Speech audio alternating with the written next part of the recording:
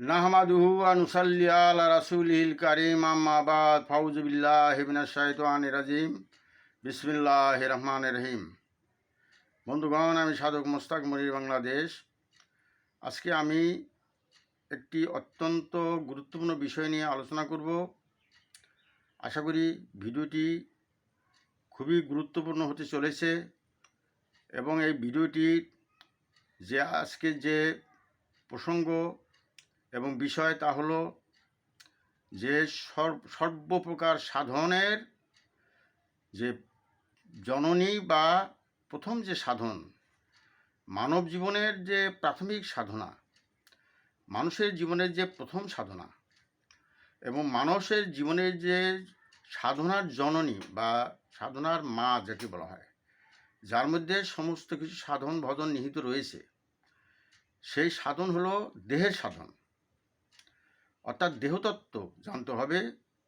দেহের সাধন করতে হলে দেহ সম্পর্কে জানতে হবে। অর্থাৎ আপনি যদি দেহই সুস্থ না থাকে, আপনি যদি দেহই ভালো না থাকে, একটি প্রবাদ আছে যে স্বাস্থ্যই সকল সুখের মূল।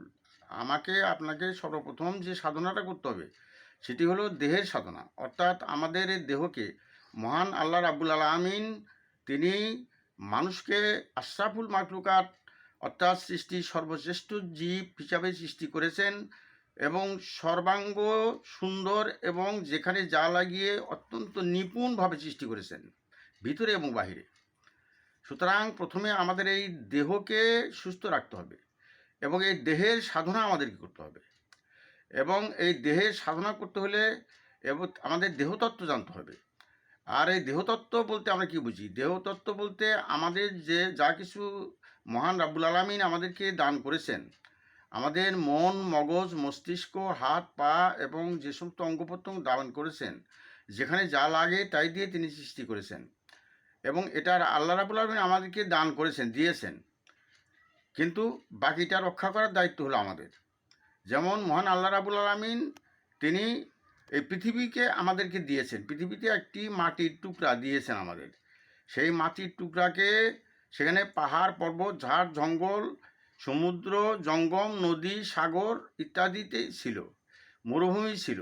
সেখানে মানুষ তার নিজের বসবাসের উপযোগী করার জন্য সেখানে গাছ কেটে কেটে সেখানে বসতি নির্মাণ করেছেন, সুন্দর রাস্তা নির্মাণ করেছেন, সুন্দর পার্ক নির্মাণ করেছেন, সুন্দর সুন্দর ঝর্ণা নির্মাণ করেছেন এবং সেখানে পরিপাটি খুব সুন্দর করেছেন। এই পৃথিবীকে যে সুন্দর করেছেন, এটা হলো মানুষ তার নিজের বুদ্ধি, মেধা এবং তার রুচি, তার সৌন্দর্য, তার টেকনোলজি, তার মেকানিজম, তার প্রয়োজন এই পৃথিবীতে আরামায়েশে থাকার জন্য এই পৃথিবীকে আল্লাহর দেওয়া এই মাটির টুকরার ভিতরে অর্থাৎ ভূপৃষ্ঠকে সৌন্দর্যমণ্ডিত করেছেন, একটি সভ্যতা তৈরি করেছেন।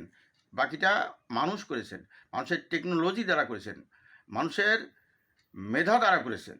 তো সুতরাং অনুরূপ আল্লাহ রাব্বুল আলামিন আমাদের সুন্দর একটি দেহ অবয়ব দিয়েছেন, আমাদের সুন্দর একটি নিপুণ যেখানে যা লাগে তাই দিয়ে তিনি সৃষ্টি করে দিয়েছেন। কিন্তু এটাকে রক্ষা করা, এটাকে সুস্থ রাখা, আপনি যদি আপনার দেহকেই সুস্থ না রাখতে পারেন তাহলে তো আপনার কোনো সাধন ভজনই আপনি করতে পারবেন না। আপনি নূরের সাধন বলেন, আপনার সেই রুহের সাধন বলেন, আপনার সেই দমের সাধন বলেন, আপনি সেই নফসের সাধন বলেন, আপনি সে আগুনের সাধন বলেন, আপনি যত প্রকার সাধনই বলেন না কেন, কোনো সাধনই আপনি করতে পারবেন না যদি আপনার দেহকে যদি সুস্থ না রাখেন। কাজেই প্রথমে আমাদেরকে দেহকে সুস্থ রাখতে হবে এবং দেহকে সুস্থ রাখার জন্য যে সমস্ত সাধন ভজন এবং যে সমস্ত নিয়মকানুন আমাদেরকে করতে হবে, তার প্রথম হলো আমাদেরকে সর্বপ্রথম যে বিষয়টা করতে হবে সেটা হলো খাদ্যবিধি মেনে চলা। আপনারা অবশ্যই সকলেই জানেন, আমাদের এই আলোচনা তো সব কিছু আল কোরআন হাদিস থেকে আসবে। কথাগুলো, উপমাগুলো, উদাহরণগুলো, দৃষ্টান্তগুলো, যেমন আল্লাহ রাব্বুল আলামিন হযরত আদম এবং হাওয়াকে জান্নাতে রেখেছিলেন এবং বলেছিলেন ওই নিষিদ্ধ বৃক্ষের কাছে যাও না এবং নিষিদ্ধ বৃক্ষের ফল তুমি খেও না। কারণ এটাকে খাদ্য সম্পর্কে আমাকে সর্বোচ্চ সচেতন থাকতে হবে এবং খাদ্য সম্পর্কে সচেতন থাকার জন্য আমাদের প্রথম যে নমুনা নিদর্শন দিয়েছেন সেটা হলো যে নিষিদ্ধ বৃক্ষের কাছে যাও না, নিষিদ্ধ বৃক্ষের ফল খেও না। কিন্তু আল্লাহ রাব্বুল আলামিন সেই আদেশকে লঙ্ঘন করে প্রথমে বিবি হাওয়া সেই নিষিদ্ধ বৃক্ষের ফল খান এবং পরবর্তী সময়ে আদম আলাইহিস সালামকে খাওয়ান। এরপরে তার দেহ বিষাক্ত হয়ে যায় এবং তার দেহের ভিতরে জৈবিক যে ওয়াসাসা এসে যায় এবং জৈবিক যে জীবাণু ভাইরাসে আক্রান্ত হয়ে যান, যার ফলে সে জান্নাতে থাকার মতো উপযুক্ততা তিনি হারিয়ে ফেলেন, যার ফলে আল্লাহ রাব্বুল আলামিন তাকে এই মর্তের পৃথিবীতে তাকে পাঠিয়ে দেন এবং এই পৃথিবীর যে জৈবিক খাদ্য, এই সমস্তগুলো খাদ্যগুলো আমাদেরকে খেতে হয় এবং প্রতিটি খাদ্যের মধ্যেই মনে করেন যে আমাদের কিছু উপকারও আছে, কিছু অপকারও আছে। এই জন্য আমাদের খাদ্য বিধি মেনে চলতে হবে। যেমন আল্লাহ রাব্বুল আলামিন বলছেন যে তোমরা মদ্যপান করিও না এবং তোমরা শূকরের মাংস হারাম খেও না, এবং যে সমস্ত পশু অন্য পশুকে হিংস্র জীবজন্তু খায়ও না। কারণ আমরা যে খাদ্য খাই সেই খাদ্যের প্রভাবটা আমাদের মন মগজের উপরে এসে প্রভাবিত হয়। তো সুতরাং আমাদের মন মগজের উপরে প্রভাবিত হয়। আপনি বেশি বেশি মাংস খেলে হবে কি, আপনার ভিতরে পশুর স্বভাবে এসে যাবে। আপনি যদি যে শুকরের মাংস খাওয়া নিষেধ করা হয়েছে, যে শুকরের মাংস হলো নোংরা এবং এটা হলো দূষিত, এবং শুকর দূষিত বস্তুকে পছন্দ করে এবং দূষিত জায়গায় থাকতে পছন্দ করে, এবং শুকরের সবচেয়ে খারাপ যে দিকটি সেটা হলো নির্লজ্জ। কারণ তারা প্রকাশ্যে সঙ্গম না করে সঙ্গম করতে পারেন না। কাজেই যদি এই নিষিদ্ধ এবং এই দূষিত পশুর মাংস যদি খাইতো, এটা হারাম করে দিয়েছেন এই জন্যই যে তাহলে তার ভিতরে যে ওই শুকরের স্বভাব তার ভিতরে এসে যাবে। অনুরূপভাবে একজন সাধক তিনি তার মাংস খাওয়ার প্রতি অনেকটা কমিয়ে দিতে হবে এবং এটাকে খুব লিমিটেশনের ভিতরে নিয়ে আসতে হবে। এবং এই জন্য যে বেশি বেশি পশুর মাংস খাইলে, হালাল পশুর মাংস খাইলেও আপনার ভিতরে ভিতরে পশুর যে স্বভাবটা এটা বেড়ে যাবে, এটা আধিক্য হয়ে যাবে। এই জন্য ফলমূল বেশি করে খাওয়া উচিত এবং চর্বি জাতীয় খাওয়া কম খাওয়া উচিত এবং শাকসবজি বেশি করে খাওয়া উচিত। তাহলে তৃণজাতীয় খাবার বেশি করে খাওয়া উচিত। তাহলে তার ভিতরে নমনীয়তা কমনীয়তা গুণাবলী সৃষ্টি হয়ে যাবে। আর বেশি বেশি মাংস খেলে তার ভিতরে উত্তেজনা বেড়ে যাবে, তেজস্ক্রিয়তা বেড়ে যাবে, উগ্রতা বেড়ে যাবে। এই জন্য খাদ্য বিধি রয়েছে। অনেক হালাল খাদ্য আছে যেগুলা কম খাওয়া দরকার, অনেক হালাল খাদ্যও কম খাওয়া দরকার। সাধকেরা যারা সাধনা করেন তারা কিন্তু খাদ্য বিধি মেনে চলেন। এলো প্রথম হলো আমাকে খাদ্য বিধি মেনে চলতে হবে। দ্বিতীয়ত যে সাধনটা করতে হবে, দৈহিক সাধন, সেটা হলো যে আপনাকে মোরাকাবা মুশাহাদা তো করতেই হবে। আপনাকে কী করতে হবে, যোগ ব্যায়াম করতে হবে। যা হাঁটু মুড়িয়ে যোগ ব্যায়াম করতে হবে, আপনার হাঁটুর ব্যায়াম করতে হবে, আপনার মাজার ব্যায়াম করতে হবে, আপনার দেহের ব্যায়াম করতে হবে, আপনার সুস্থ থাকার জন্য হাঁটতে হবে এবং আপনাকে কায়িক পরিশ্রম করতে হবে, আপনাকে হাট বাজারে যেতে হবে, আপনাকে হাঁটতে হবে এবং আপনাকে প্রয়োজন বোধে যাদের চলাফেরা করার সময় কম তাদেরকে যোগ ব্যায়াম করতে হবে। এই যোগ ব্যায়াম হলো দ্বিতীয়। আপনাকে অবশ্যই দেহের সুস্থতা রক্ষা করার জন্য আপনাকে অবশ্যই ব্যায়াম করতে হবে, যোগ ব্যায়াম করতে হবে। আপনি উদাহরণস্বরূপ ধরুন, মহান আল্লাহ রাব্বুল আলামিন যে সমস্ত উপাসনা আমাদেরকে দিয়েছেন তার মধ্যে সর্বশ্রেষ্ঠ উপাসনা হলো যে নামাজ অর্থাৎ সালাত আদায় করা, এটাকে কায়েম করা। এখানে এখানে দুইটা দিক আছে, একটা হলো দৈহিক, একটা হলো মানসিক। দৈহিক দিকটা হলো আমরা অজু করি, আমরা রুকু দেই, আমরা সেজদা করি, আমরা সালাম ফিরাই, এর ভিতরে কিন্তু যোগ ব্যায়াম রয়েছে। আরেকটা হলো উপাসনা, ধ্যান রয়েছে। তৃতীয় হলো সেখানে কিছু কলেমা রয়েছে, অর্থাৎ কিছু আয়াত রয়েছে, কোরআনের আয়াত পাঠ করতে হবে।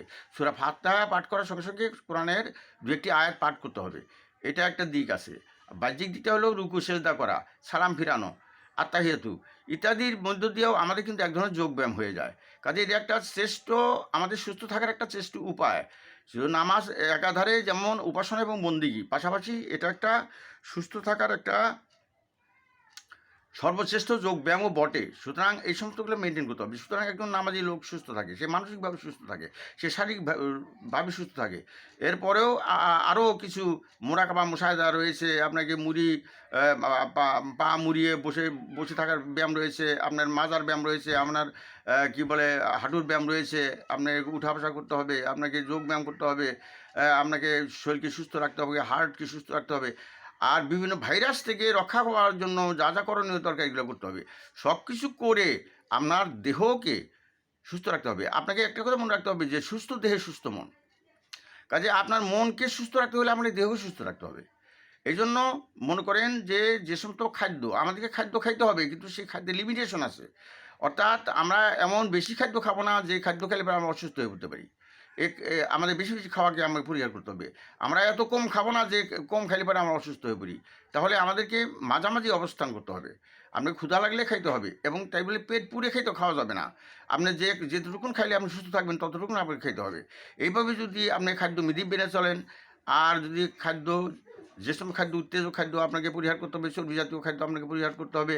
আপনাকে সুস্থ থাকার জন্য যতটুকু ব্যায়াম করা দরকার ব্যায়াম করতে হবে, যেটুকু মরা খাওয়া মরা সাদা করা দরকার সেটা করতে হবে। আপনার উজু করতে হবে, গোসল করতে হবে, আপনাকে নামাজ আদায় করতে হবে ইত্যাদি। আপনাকে শারীরিক সুস্থ থাকার জন্য আপনার যা যা করা করণীয় দরকার তাইতেই করতে হবে। আর তাহলে কি হবে, আপনার সুস্থ দেহ থাকবে এবং সুস্থ দেহে আপনার একটি সুস্থ মন থাকবে।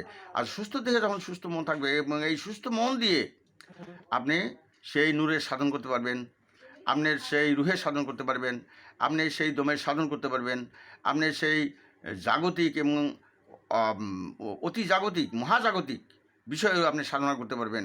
আপনি সকল প্রকার সাধনা আপনি করতে পারবেন এবং সাধনা আপনি সিদ্ধি লাভ করতে পারবেন যদি আপনি আপনার এই দেহকে সুস্থ রাখতে পারেন। তাহলে আমরা আমাদের এই সংক্ষিপ্ত আলোচনায় আমাদের এই কথাই আপনাদেরকে বলতে চাই এবং এই যে ইনফরমেশন আমরা আপনাদের কাছে দিতে চাই যে আপনারা যারা সাধনা করেন, আপনারা যারা সাধক, এমন রাত্রি জাগরণ করা যাবে না যে পরের দিন আপনি উঠতেই পারছে না। কাজেই আপনাদেরকে বেশি রাত্রি যাপন করা যাবে না, আপনাকে টাইমলি ঘুমাইতে হবে, টাইমলি বিশ্রাম করতে হবে এবং সময় মতো আপনাদের সকল কাজ সম্পন্ন করতে হবে। সর্বোপরি আপনাকে দেহকে সুস্থ রাখতে হবে, আপনারা নিজেকে সুন্দর রাখতে হবে, তবেই আপনি অন্যান্য সাধনায় আপনি অগ্রসর হতে পারবেন। ও আখিরি দাওয়ানা আলহামদুলিল্লাহি রাব্বিল আলামিন। আসসালামু আলাইকুম রহমতুল্লাহি ওয়া বারাকাতুহু।